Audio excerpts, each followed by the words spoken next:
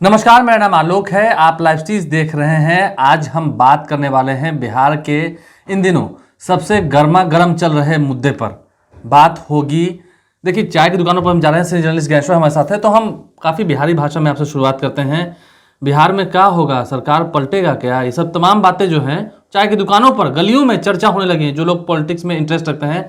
लेकिन हम चाहते हैं कि अगर ये सब बातें हो रही हैं, हाँ, ऑल इज वेल भी नहीं है एनडीए में, इस बात को भी मानते हैं। इसकी शुरुआत कैसे हुई, क्या घटनाक्रम हुई कि आखिर यहाँ तक बातें पहुंचने लगी हैं? देखिए आलोक, आप कह रहे हैं चाय की दुकानों पर। देखिए, मेरा मानना है कि बगैर आग के धुआं पैदा नहीं होता है। और बात सिर्फ चाय की दुकानों पर नहीं है, बात अब पावर कॉरिडोर्स में है और पॉलिटिकल ड्राइंग रूम्स में है। और वहां है जहां से फैसले होते हैं, वहां है जहां से परामर्श होता है। यह आपने बिल्कुल ठीक कहा कि अब ऑल इज वेल नहीं है। और बिहार में सरकार, देखिए, अब नीतीश कुमार की सरकार जो है वह अटकी और लटकी हुई दिखाई पड़ रही है। ठीक है ना? तो ऑल इज वेल नहीं है और नीतीश कुमार तंग आ गए दिखते हैं। ठीक है ना? जो पॉलिटिकल कॉरिडोर्स में चर्चा है, तो तंग किससे आ गए हैं? तंग अपने से नहीं आए हैं, तंग आ गए हैं बीजेपी से। और बीजेपी का मानना है कि नीतीश कुमार सपोर्ट नहीं करते हैं। लेकिन नीतीश कुमार जिन बातों के लिए जाने जाते हैं, आपको पता है, जिद्दी हैं, आपको पता है सस्पेंस फिल्म के डायरेक्टर हैं, आपको पता है फैसला कब क्या ले लेंगे यह किसी को पता नहीं होता है। फैसलों से सबको चौंकाता है। हाँ, और यह भी आपको पता है कि जब वे बोलते हैं तो दो तीन चीजें आपने नोटिस की होगी, आप लगातार कवर करते हैं कि जिस मुद्दे पर उन्हें नहीं बोलना होता है वे बोल देते हैं मुझे पता ही नहीं है। जिस मुद्दे पर उन्हें चुप रहना होता है वे कहते हैं हम पता कर लेंगे। और जिस मुद्दे पर बोलना होता है वे सब कुछ बोल देते हैं। तो इधर के दिनों में आपको मालूम है कि ओमिक्रॉन की चपेट में रहे, अब वे निगेटिव हुए हैं, स्वस्थ हो गए। हाँ, और बाहर में देखिए उनकी ही सरकार के भीतर बीजेपी के नेताओं की ओर से, फिर जवाब में जेडीयू के नेताओं की ओर से जो कुश्ती चल रही है, बातों की कुश्ती। देखिए, इस सूरत में नीतीश कुमार बहुत कंफर्टेबल महसूस नहीं करते हैं। पहले भी होता रहा है, नहीं, पहले भी होता रहा है, लेकिन आपने ये सूरत जो है 2020 के पहले की सरकार में नहीं देखा होगा कि बीजेपी नीतीश कुमार पर ही हमलावर। ठीक है ना? होता नहीं, ये आपने नहीं देखा होगा। तो जिस तरीके से कुश्ती चल रही है और अपनी ही सरकार को टारगेट पर लिया जा रहा है और जिस तरीके से घटनाक्रम चल रहा है, नीतीश कुमार कोई भी फैसला ले सकते हैं। इसकी पृष्ठभूमि बन गई है और ज्वालामुखी कभी भी फट सकता है। देखिए, अभी से थोड़ी देर बाद एक और वीडियो हम करेंगे, लाइव सीरीज पर बने रहिएगा, जिसमें हम आपको बताएंगे कि कौन कौन से लोग होंगे जिन पर आपको निगाह रखनी होगी, कौन कौन सा बंगला होगा, वहां क्या चल रहा है, यह भी बताएंगे। लेकिन देखिए, यह स्थिति परिस्थिति बनी कैसे है, खराब कैसे होती है, शुरुआत कहां से हो गई? देखिए, शुरुआत तो आप यूं कह लें, यदि हम बहुत पुरानी बातों में नहीं जाते हैं तो 2020 का ही चुनाव देख लीजिए, विधानसभा का चुनाव। नीतीश कुमार का स्पष्ट मानना है कि चुनाव के वक्त उनके साथ खेला हुआ। हमने बीजेपी को पूरी तन्मयता के साथ सपोर्ट किया, लेकिन बीजेपी ने मेरे साथ नहीं किया। उसमें एक बयान भी चर्चा में आया था जब राष्ट्रीय कार्यकारिणी की बैठक हुई थी, हालांकि उसका वीडियो नहीं, ये तो बाद में बात है ना, राष्ट्रीय कार्यकारिणी। वो बात नहीं, उस दौरान एक बातें निकल के आई थी। नीतीश कुमार ने खुद अपने लोगों से कहा था कि चुनाव के वक्त दुश्मन कौन है, दोस्त कौन है, हम समझ ही नहीं पाए। हाँ, बयान काफी चर्चा में आया था। तो देखिए, तो नीतीश कुमार की यह मान्यता है कि बीजेपी ने चिराग पासवान को पुश किए रखा, जबकि पता है कि चिराग पासवान के प्रति मेरा नजरिया, मतलब नीतीश कुमार का नजरिया क्या था। और नीतीश कुमार ये मानते हैं कि देखिए, मैं तीसरी नंबर की पार्टी, मतलब जेडीयू क्यों बना, इसलिए बना कि जेडीयू ने जो नीतीश कुमार का जो आधार वोट है, जिसे आप डेवलपमेंट का वोट मान लीजिए, महिलाओं का वोट मान लीजिए, या फिर आप अति पिछड़ी जातियों का वोट मान लीजिए, जिसे पचपनिया कहते हैं। तो जेडीयू का एनालिसिस यह है कि हमने अपना वोट तो ट्रांसफर करा दिया बीजेपी को, तो उनकी सीटें 74 हो गई। लेकिन बीजेपी का जो आधार वोट है वो मुझे नहीं मिला। क्यों नहीं मिला? क्योंकि बीजेपी के ही नेता और बीजेपी के ही पुश किए जाने पर चिराग पासवान के उम्मीदवार वहां खड़े हो गए और खेला बिगाड़ दिया गया, जिसके कारण हम 43 पर आ गए। अच्छा खासा वोट भी पाया। हाँ, ठीक है। तो वहीं से बात बिगड़नी शुरू हुई। और देखिए इसके बाद जब नतीजे आए तो आपको मालूम है कि तीसरे नंबर की पार्टी जेडीयू थी। फिर भी बीजेपी ने यह कहकर कि हमने चुनाव के पहले यह घोषणा किया था कि नीतीश कुमार ही मुख्यमंत्री बनेंगे। नीतीश कुमार मुख्यमंत्री बनने के लिए शायद तैयार नहीं थे, लेकिन बीजेपी वालों ने दबाव बनाया, नीतीश कुमार मुख्यमंत्री बने। लेकिन नीतीश कुमार की जो टीम तैयार की गई या नीतीश कुमार के लिए जो माहौल बनाया गया, नीतीश कुमार पहले दिन से ही कंफर्ट जोन में नहीं रहे। आप याद कीजिए कि जब भी एनडीए की सरकार रही 2020 के पहले, नीतीश कुमार बहुत कंफर्ट जोन में रहते थे। और नीतीश कुमार के साथ होते कौन थे? सुशील कुमार मोदी। उनके साथ उनकी केमिस्ट्री बैठती थी। लेकिन इस बार सुशील कुमार मोदी को अलग कर दिया गया, जिसका नीतीश कुमार ने मतलब अब कहा क्या सकते थे बीजेपी का फैसला था, लेकिन वे मायूस हुए थे। और सुशील मोदी की जगह 2 डिप्टी सीएम नीतीश कुमार के साथ अटैच किए गए, जिनके बारे में बहुत नीतीश कुमार जानते भी नहीं थे। उनके तजुर्बे को लेकर आज भी बातें होती रहती है पॉलिटिकल कॉरिडोर्स में। तो तारकिशोर प्रसाद और रेणु देवी, तो यह बात भी अच्छी नहीं लगी। फिर देखिए जो विभाग और मंत्री की संख्या, इस पर भी बातें होती रही।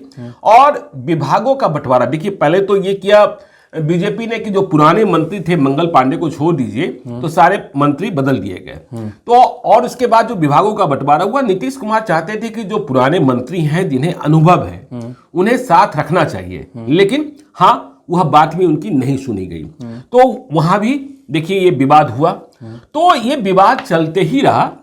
और विवाद बीच बीच में देखिए सुनील चौधरी एक जेडीयू के नेता, दरभंगा में कभी विधायक भी हुए थे, उन्हें बीजेपी ने शामिल कराया। तो यह बात भी नीतीश कुमार को अच्छी नहीं लगी। बीजेपी को यह बात अच्छी नहीं लगी कि बैकुंठपुर में जिस मनजीत सिंह के कारण हम चुनाव हार गए, उसे आपने जेडीयू में पूरे तामझाम के साथ शामिल करा लिया। फिर बीजेपी ने क्या जवाब दिया, अभी अभी का है, राजेंद्र सिंह।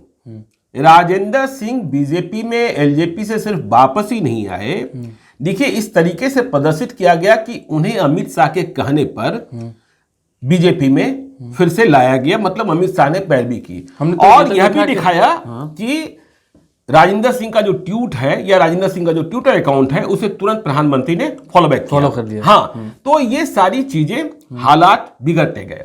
अब देखिए कहां कहां जहां लग रहा है कि नीतीश कुमार को कि नहीं, बीजेपी मुझे तवज्जो नहीं दे रही है, बीजेपी मुझे परेशान कर रही है।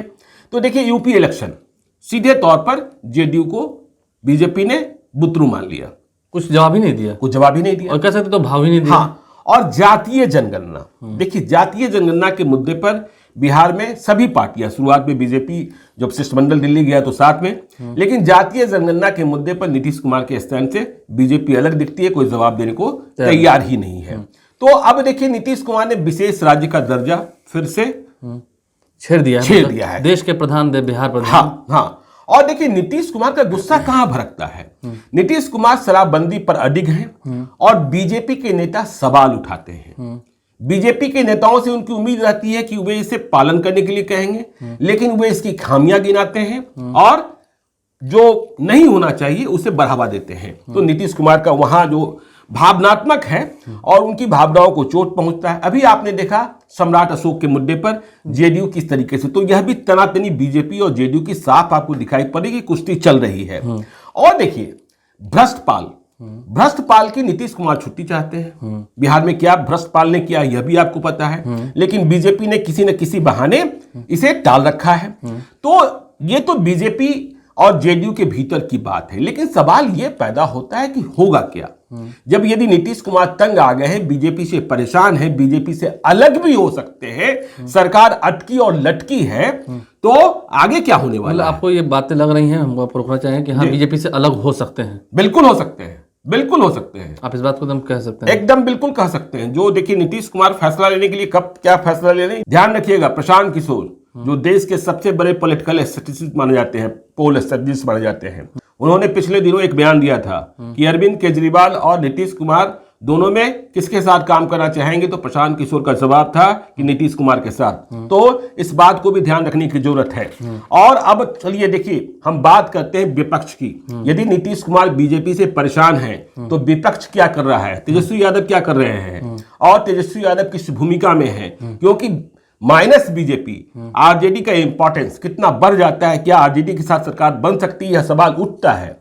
तो देखिए ये जो ताजा घटनाक्रम है जिसमें आप बहुत तेजी से देख रहे हैं कि बहुत तेज चाल चली जा रही है कि पिछले दिनों आपको याद होगा कि तेलंगाना के चीफ मिनिस्टर के चंद्रशेखर राव ने राजसी तरीके से सियासी मीटिंग के लिए तेजस्वी यादव को बुलाया, यहाँ तक कि प्राइवेट प्लेन भेजा और साथ में अब्दुल बारी सिद्दीकी गए, सुनील सिंह गए, भोला यादव गए, जो इर्द गिर्द है। और कहा जाता है कि इसके पहले के चंद्रशेखर राव ने लालू यादव से बात की।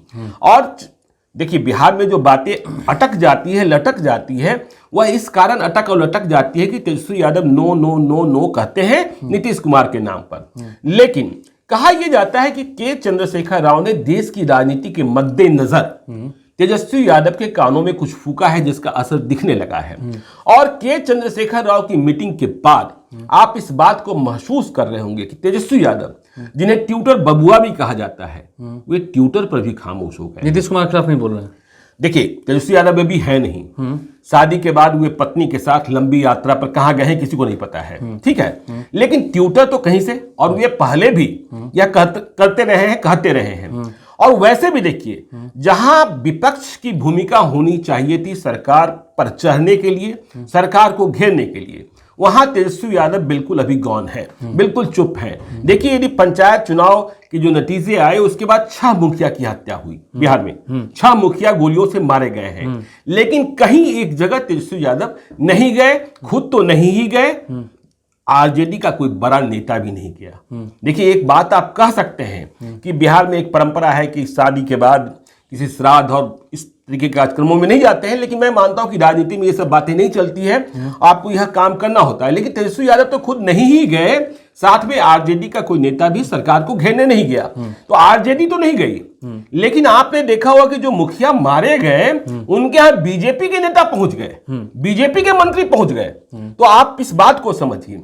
आप देखिए तेजस्वी यादव को कितना बड़ा मौका मिला था जब नालंदा में जहरीली शराब कांड हुआ, मुख्यमंत्री नीतीश कुमार के गृह जिला में। चाहते तो पूरा की पूरी आरजेडी चली जाती। हाँ, चाहती तो पूरी आरजेडी चली जाती, लेकिन वहां भी नहीं गए। देखिए पप्पू यादव सब जगह पहुंच जाते हैं, लेकिन पप्पू यादव बिहार के पहले विपक्ष नहीं हो सकते हैं, पहला विपक्ष तो तेजस्वी यादव ही है।